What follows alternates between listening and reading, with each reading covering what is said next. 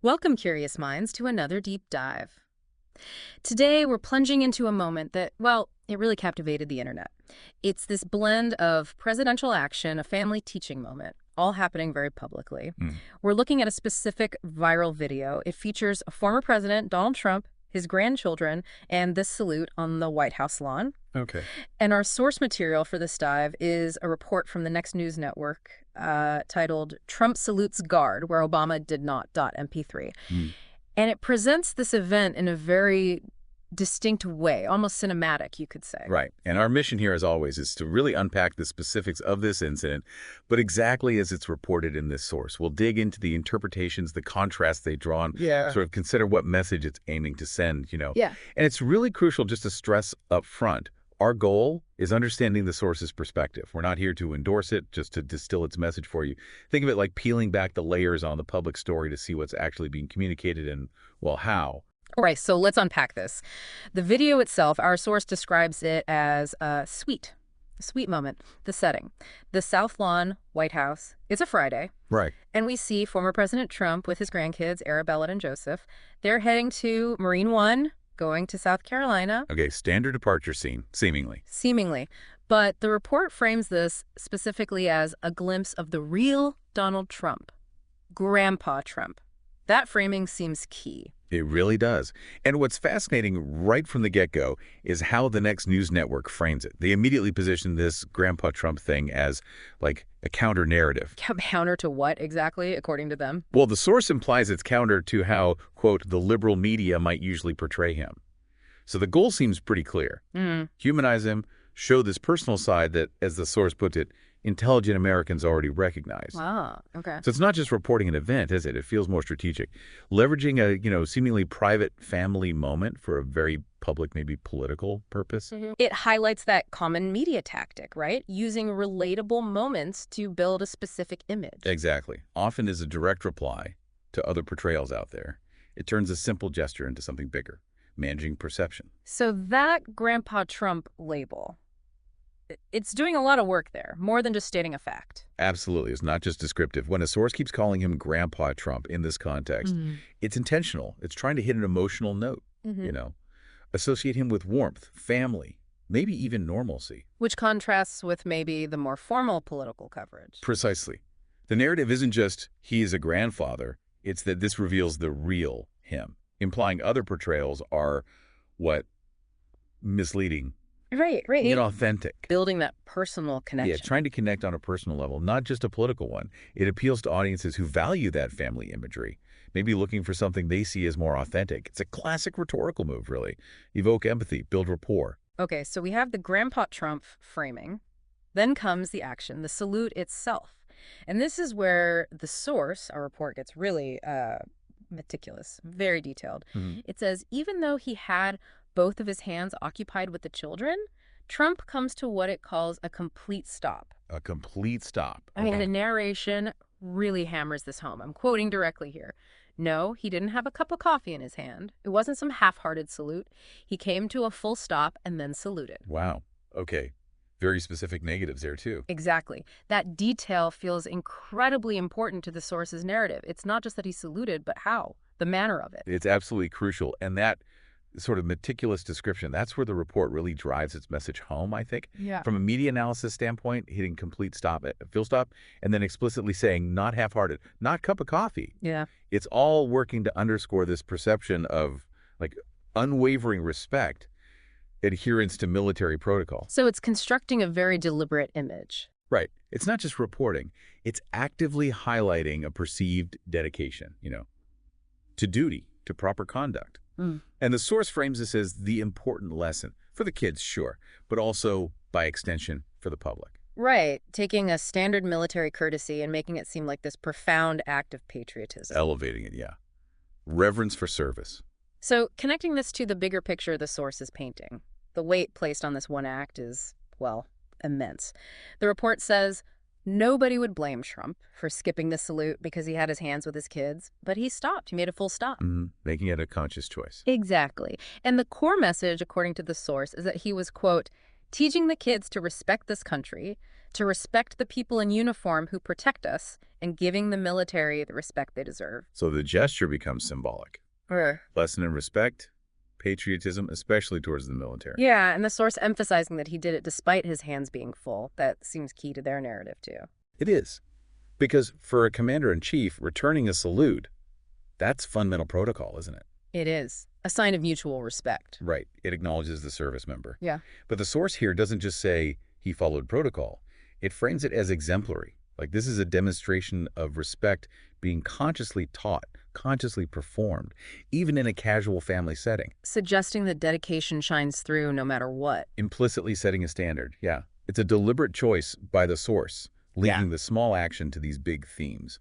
Leadership, respect for institutions, national values. And beyond the act itself, the source also touches on the kids' reaction.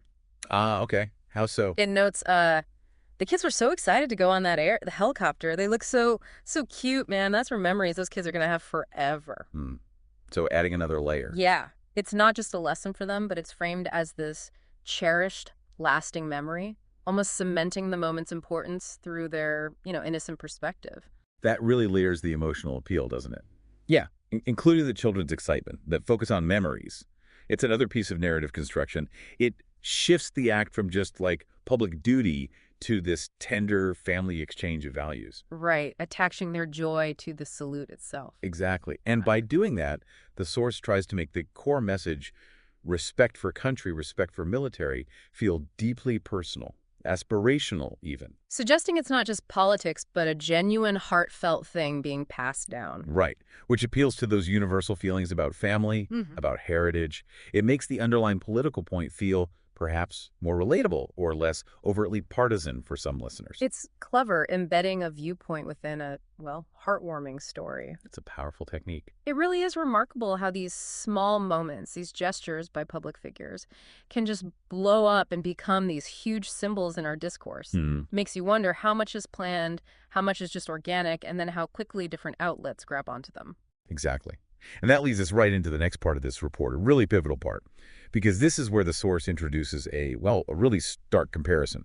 It basically draws a line in the sand between different ways of handling this protocol. Okay. How do they do that? The Next News Network report explicitly contrasts Trump's salute with the actions of a previous president, stating very directly, and again I'm quoting here, when Obama would do nothing, half-hearted salutes and cup of coffee salutes. Come on, give me a break. Wow, do nothing, half-hearted. Cup of coffee salutes. That's not subtle. Not subtle at all. It's not just a comparison. It's a very direct, very pointed rhetorical statement designed to highlight a perceived difference. And the language itself feels loaded. Come on, give me a break. Extremely loaded. That's a strong statement, very dismissive. So what's the effect of making that contrast so starkly? Using that kind of language. Well, this is where the source's, let's call it rhetorical strategy, becomes really clear. And pretty aggressive, actually. They don't just present a difference. They use that charged, almost mocking language, do nothing, half-hearted cup of coffee, give me a break. Yeah. It's not just comparing two actions factually. It's a strategic move designed to get a strong emotional reaction from the listener. To make you feel a certain way about each person. Exactly. The purpose seems to be delegitimizing one action while sort of lionizing the other.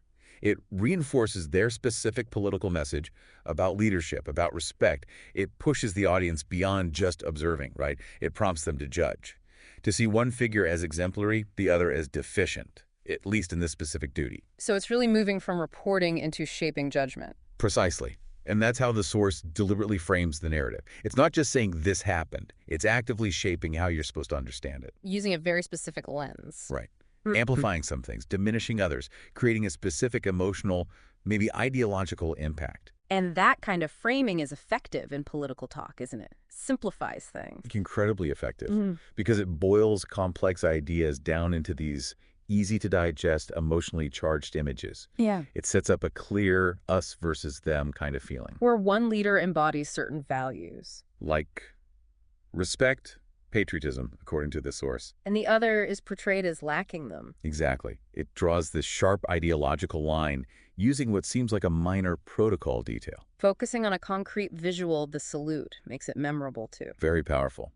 That specific act becomes a symbol, a stand-in, for much bigger arguments about leadership, values, maybe even patriotism itself. Okay, so let's try to pull this together. What does it all mean? We've done a deep dive into this specific viral moment.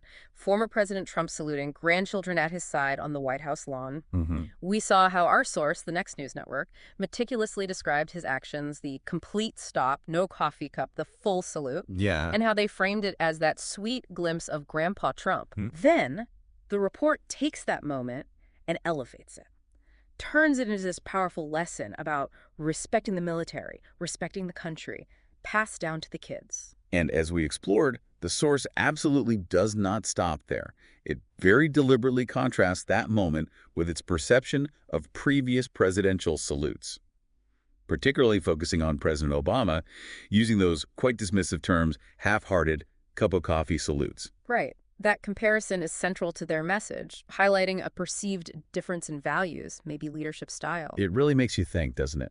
How do these seemingly small gestures by public figures get loaded with so much meaning, so much emotional weight? Yeah. And how do different media outlets, like this one we looked at today, strategically frame these moments? They interpret them, almost create these mini narratives around them. To send very specific messages Yeah. about leadership, values, respect for institutions, whatever their angle is. Exactly.